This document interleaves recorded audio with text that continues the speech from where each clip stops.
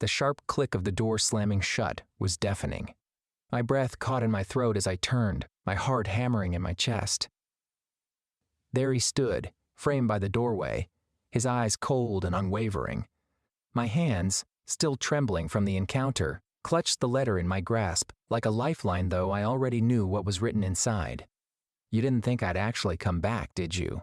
His voice sliced through the heavy silence, each word deliberate, as if savoring the pain they would inflict. The taste of iron rose in my mouth as I forced myself to stand still. Every part of me screamed to flee, but I couldn't. I was frozen. The room felt suffocating, too small, too full of the weight of memories I could no longer escape. The sharp scent of expensive cologne mixed with the faint smell of cigarettes, and for a brief moment, it wasn't him I saw. It was the boy I once loved, the one who used to hold my hand and promise me forever. But now, that boy is gone, replaced by this manthus stranger who stood before me, his gaze dark with contempt. "You think you're still the one for me?" His laugh was hollow, echoing in the room, but it didn't reach his eyes. "You're nothing but a ghost, hanging on to memories that don't belong to you anymore." My pulse surged, a sickening mix of anger and heartbreak flooding my veins. The paper in my hand crumpled as I squeezed it tighter. I wanted to yell, to scream at him for the lies, the betrayal, the years lost. But the words stuck in my throat, too thick, too heavy to escape. He took a step closer, and the floor beneath my feet seemed to tilt. My vision blurred for a second, as if the walls themselves were closing in. "Say something," he challenged, his eyes daring me to break. But I couldn't. Not yet.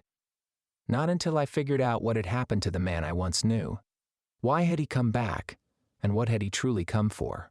The silence stretched, thick and suffocating.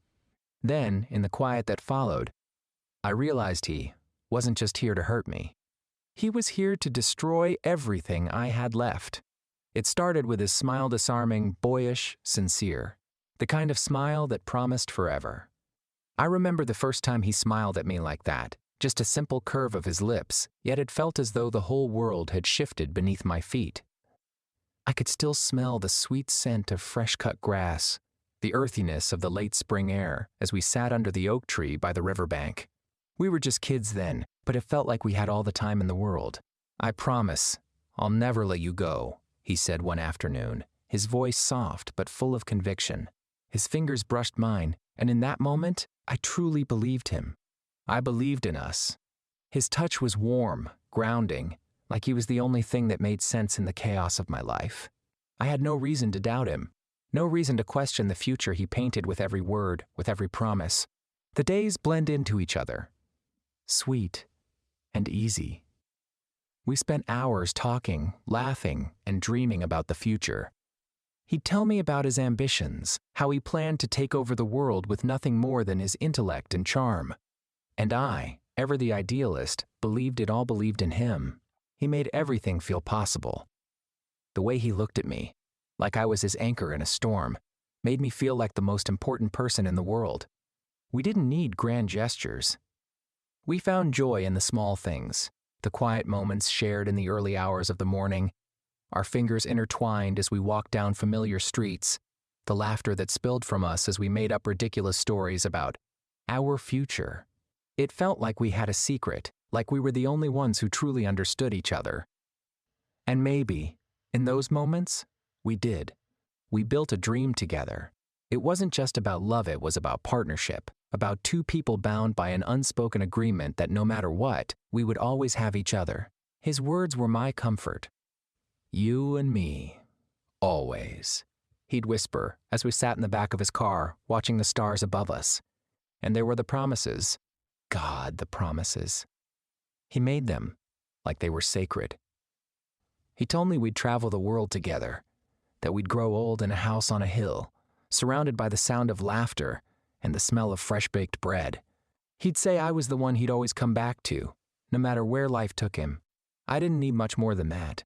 I didn't need diamonds or lavish gifts. All I needed was him, and for a time, that was enough. I remember one night, the air thick with summer warmth. We were sitting on the balcony of his family's estate, the golden glow of the sunset reflecting in his eyes. He held my hand, squeezing it gently. "You know," he said, his voice softer than usual, "I've never met anyone like you." I smiled, teasing him. "Is that a good thing or a bad thing?" "It's everything," he said, and then, with a serious look that sent a shiver down my spine, added, "I'm never letting go of you. Ever." And for a while, I believed him. I believed in the sincerity of his words, the warmth of his touch, the security in his promises. I was convinced that no matter how much life changed, we would always be the same. But then, everything started to shift. Slowly at first, like a whisper in the background, unnoticed until it was too late. The late nights at his house became more frequent. His texts, once filled with love and attention, began to arrive less and less often. I told myself it was just the pressures of life catching up to him, the weight of his family's expectations. He always had an excuse: a meeting, a late-night study session, something urgent that required his attention. I tried to ignore the nagging voice in my head, the one that said something was wrong. I wanted to believe that we were just going through a rough patch, that the love we had built would pull us through. But deep down, I knew. The cracks were there, too subtle to confront, but too obvious to ignore. He had become distant in a way I couldn't understand, like he was pulling away without ever telling me why. And yet, when he was with me, he was still the same. The way he held me, the way his gaze softened when he looked at me, it all felt real. But the more I tried to convince myself that things were fine, the more I found myself questioning whether I was just a part of the dream he had built for himself, or if I had been foolish enough to believe it was all real. Looking back now, I see the small signs I refused to acknowledge, the unspoken truth that he had already started slipping away long before I was ready to admit it. I was still holding on to the fantasy of what we had, the ideal version of us that had existed in my mind. But reality had already begun to unfold, piece by piece, pulling us further and further apart. I didn't know it then, but the end had already started. The beautiful lie we had built together was beginning to crumble, and I was too blinded by my love for him to see the truth. It started with the small things I brushed off at first. The way he would pull his phone away whenever I came near, as if shielding it from me, as if there was something there he didn't want me to see. At first, I told myself it was nothing. He was just busy. We both were. Life had gotten complicated. But even then, something in me couldn't shake the feeling that I was being kept at arm's length. I remember the first time I noticed it. We were having dinner at his favorite restaurant, the one where we'd spent so many evenings laughing over cheap wine and sharing stories of our childhood. The ambiance was still the same soft candlelight, the hum of quiet conversation, the clink of silverware, but tonight it felt different, too quiet, too distant. He seemed distracted, his gaze not fully meeting mine. His fingers tapped nervously on the rim of his glass, like he was waiting for something. Or maybe someone. I tried to push the thought away. Maybe he was just tired. I knew the weight of his family's expectations could be suffocating. I had always been his safe space, the one place he could let go and just be himself. So why did it feel like he was no longer letting me in? And then came the text messages, short, cold replies that once would have been filled with affection. "I'll be there in 10" turned into "I'm busy, we'll talk later." "I miss you" became "talk to you tomorrow." Even his smile started to seem forced. I couldn't help but notice that when he smiled, it didn't quite reach his eyes anymore. Sometimes, when he thought I wasn't looking, the light in his eyes would flicker just for a second and it was gone. He'd look at me like a stranger, as though I was something he used to know, something he wasn't sure he cared about anymore. The physical distance between us started to grow. He'd pull away when I reached for his hand. Always an excuse on his lips. "I'm tired, I'm not in the mood," or "let's just focus on something else." Those little gestures, the way we used to sit close, his arm around me. Our fingers, intertwined, started to vanish, replaced by empty space. One night, after a particularly long silence between us, I asked, "What's wrong?" The question hung in the air between us, like a fragile thread. His answer came so quickly, almost too quickly. Nothing's wrong, you're just overthinking things. But I could see it in the way his jaw tightened, the way he avoided eye contact. And something about his words didn't fit, like a puzzle piece that didn't quite belong. He wasn't angry. He wasn't upset. He was just distant. It was the little things that started to eat away at me. The way he no longer seemed to care about the things that once mattered to him, like our late-night drives or the music we used to listen to together.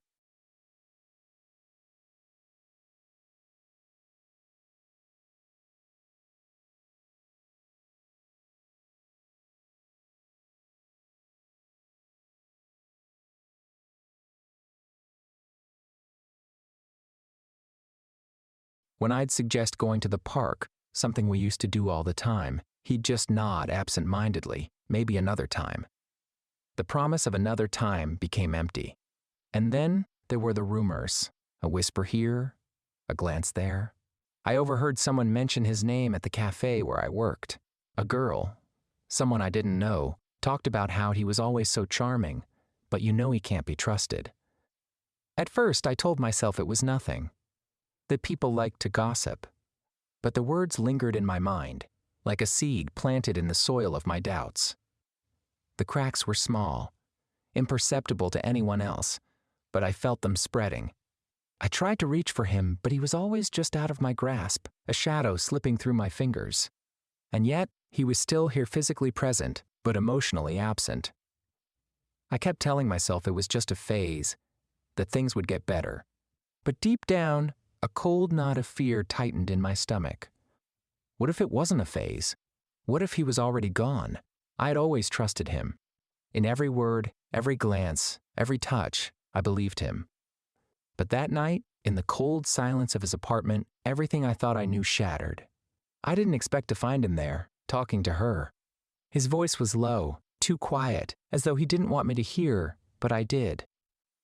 I should have walked away, turned and left before it all spiraled, but my feet wouldn't move. I stood in the hallway, rooted to the spot, listening, trying to make sense of the words. I don't know if I can keep doing this, his voice faltered, but there was something sharp beneath it, a coldness that made my blood run cold. I can't keep lying to her. It's only going to get worse. I felt the ground tilt beneath me, but I didn't let myself move. I told myself I was imagining things, that I was misunderstanding. But then she laughed, a sound so light, so carefree, and I knew, in that moment, the truth was much worse than I had feared.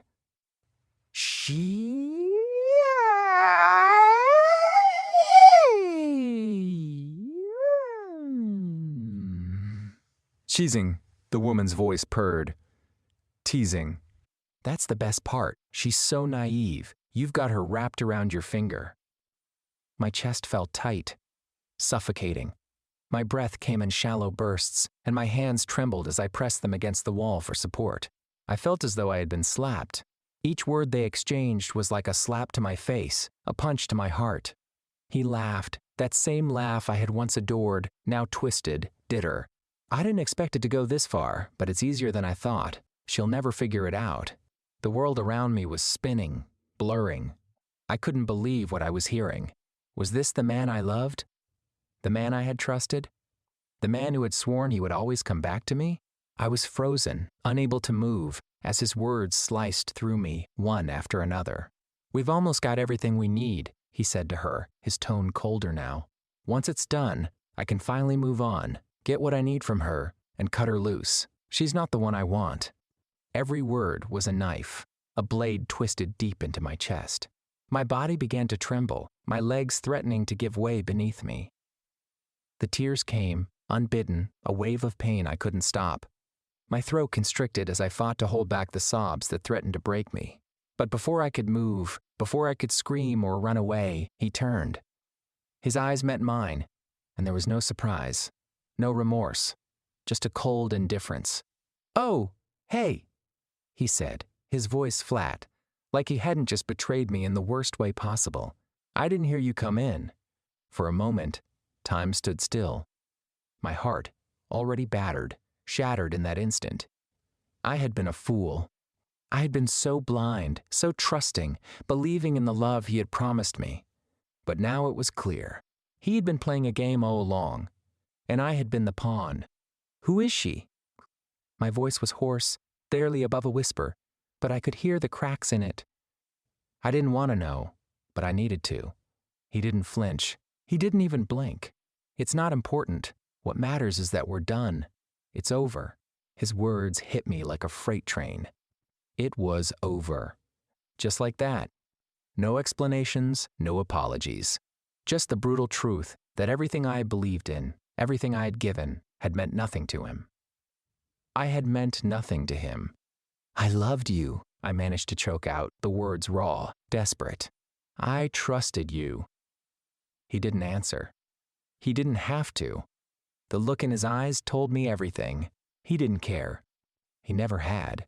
The world around me felt like it was collapsing, the walls closing in, the air thick with suffocating grief.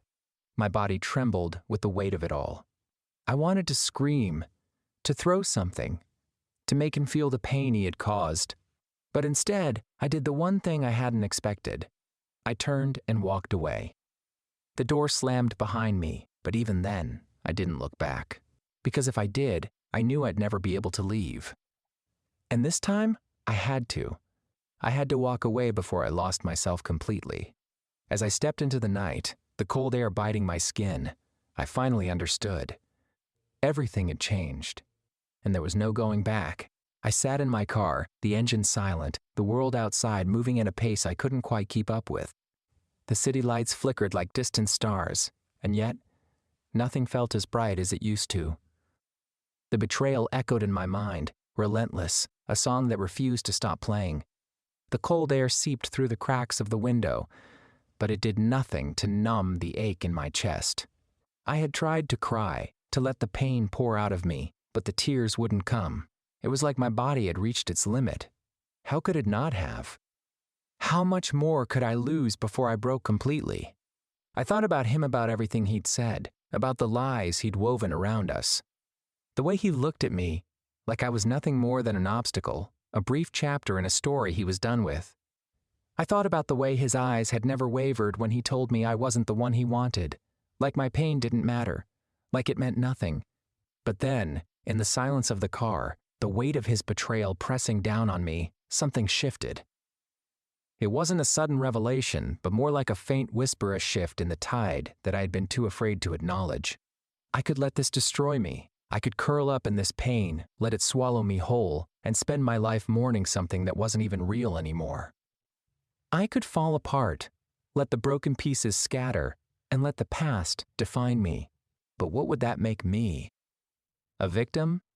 Someone who just accepts the world as it comes, as though I had no choice in how this story ended?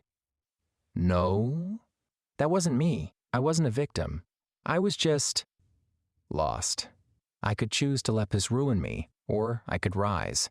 I could take the pieces of myself that hadn't been shattered and build something new. But first, I had to let go of him. I had to let go of the lie that had consumed me for so long, the idea that I was nothing without him. I clenched my fists on the steering wheel, the anger bubbling up, but it wasn't the kind of anger I'd expected. It wasn't wild, uncontrolled. It was calm, steady, like a quiet storm gathering strength. I wasn't angry at him anymore. Not completely. What I was angry about was the way I had let him make me feel small, insignificant. I was angry that I had let his lies become my truth for so long. I was angry at myself for forgetting who I was.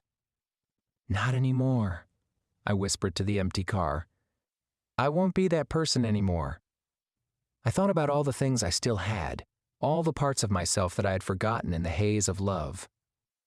I thought about my dreams, my future things I had buried in the shadow of his promises. I wasn't going to let him take that away.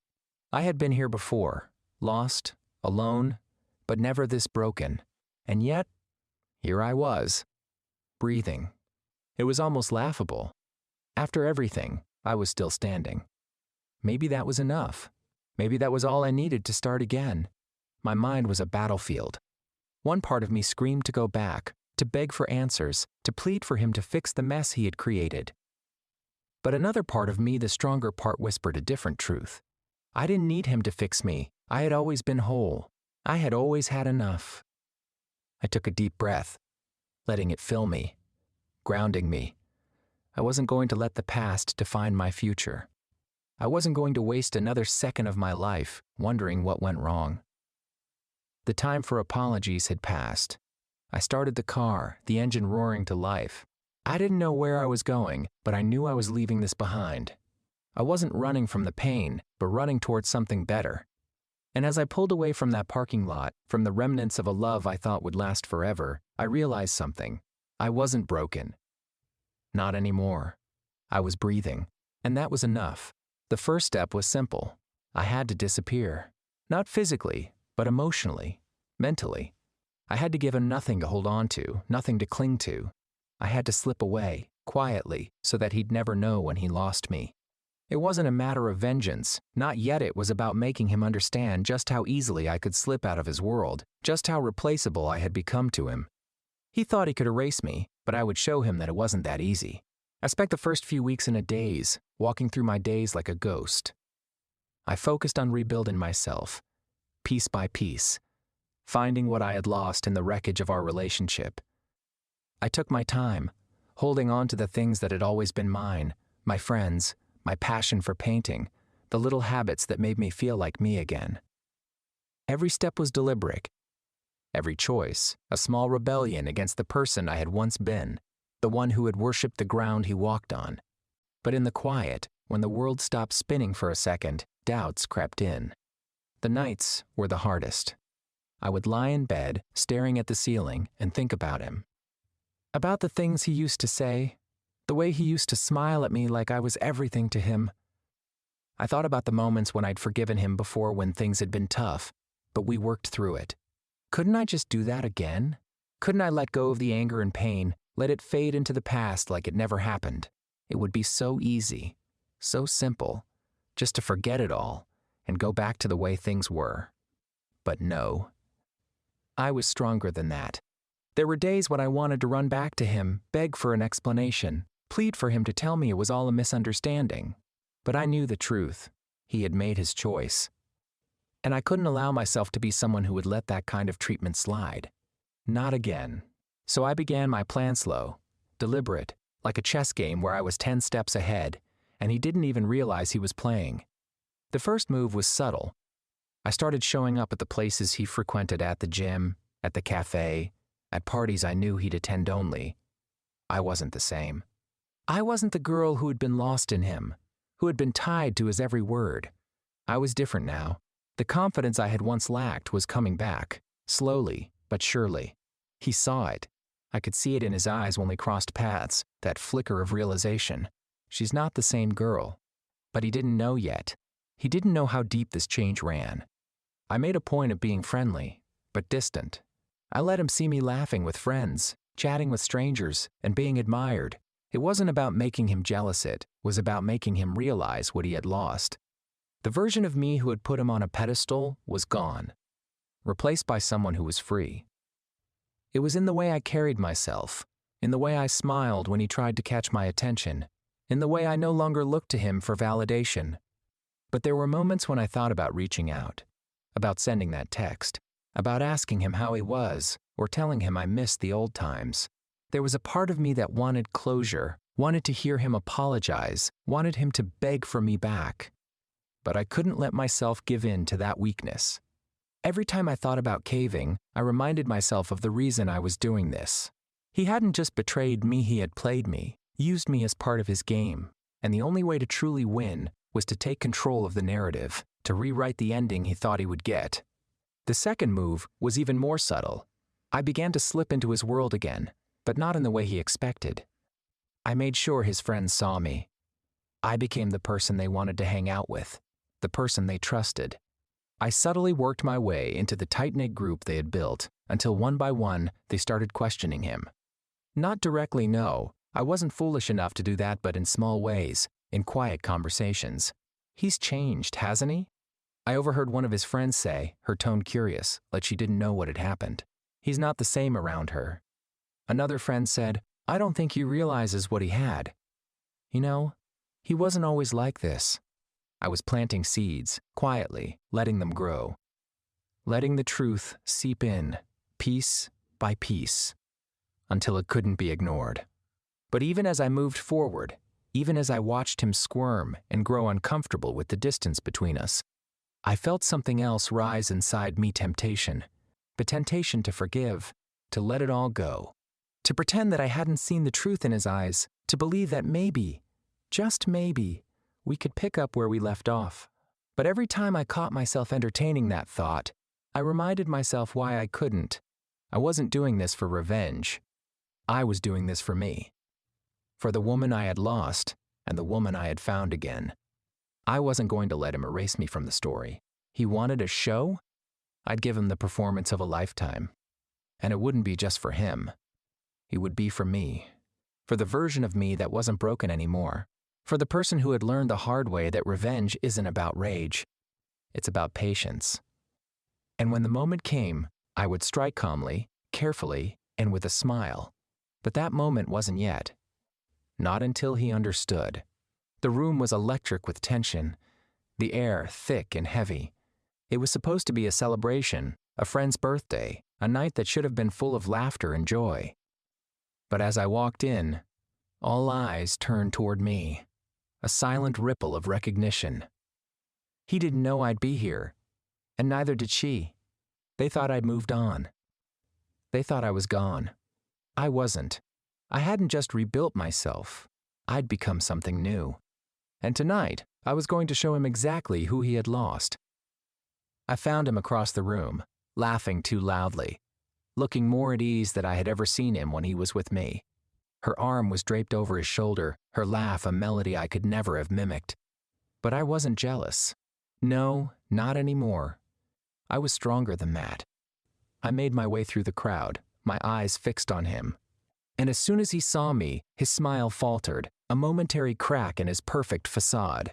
It was so subtle, too quick to catch, but I saw it. The guilt, the realization that I wasn't gone. Not in the way he had hoped. I stood in front of him, my heart pounding, my palms steady. "You thought I'd let it slide," I said, my voice low but sharp. The room quieted as they realized this wasn't just a casual encounter. "Let what slide?" he asked, his tone defensive, but I could see the unease flickering in his eyes. "You," I replied, a quiet fury simmering beneath my calm exterior. "You thought I'd just fade away into the background, that you could go on with her and forget about me, but that's not how this works." The room was silent, the weight of my words settling over everyone. He opened his mouth to respond, but nothing came out. His face paled, the cocky confidence he'd worn like armor suddenly vanishing. I smiled, a cold, cutting smile. "I was never the fool, was I? I knew what you were doing all along." The truth hung in the air between us, thick and suffocating. And then the realization hit him. He was no longer the person holding all the power. I had taken that back. "Goodbye," I whispered. And with that, I turned and walked away, my footsteps steady, my heart light. As I left the room, I could feel their eyes on me. But I didn't look back. Not once. Because he had fallen on his own sword, and I was free. The city was quiet now, the night still, with only the hum of streetlights to break the silence. I stood at the edge of the bridge, watching the water flow beneath me, feeling the cool breeze against my skin. For the first time in a long time, I felt at peace. It had been weeks since that night. Everything changed. The confrontation, the words that had been spoken, the way everything had finally unraveled. At the time, I had thought I would be walking away with a sense of victory, a loud, triumphant roar in my chest. But it hadn't been like that. There had been no grand declaration, no dramatic moment where everything clicked into place. It was quieter than that. In the days that followed, I'd been surprised to find that I didn't feel anger anymore. Not towards him. Not towards anyone. The weight I'd carried for so long, the confusion, the betrayal, the heartbreak had lifted. And in its place was a kind of calm I hadn't expected. The hurt had faded, but not into nothingness. It had transformed into something more powerful. Clarity. I'd come to realize that my true victory wasn't in revenge. It wasn't in making him pay or forcing him to regret what he had done. My victory lay in the freedom I had found within myself, the freedom to move on, to walk away, to reclaim my life on my terms. For so long, I had allowed his actions to define me. I had given him the power to shape my story. But not anymore. I smiled to myself as I felt the wind in my hair, a reminder of all the new possibilities that lay ahead. I had learned a hard truth. Healing doesn't come from revenge. It comes from letting go. And now, I was free. The sound of footsteps echoed behind me, but I didn't turn around. I didn't need to. I knew who it was. A friend. Someone who had stood by me while I rebuilt myself. "You good?" they asked. I nodded, a soft smile curling on my lips. I'm better than good. As I walked away from the bridge, I realized something else. He had taught me not to trust words, and I had taught him that actions always speak louder. The lie was no longer mine to carry, and with each step forward, I knew one thing for certain. The story I was writing now would be my own.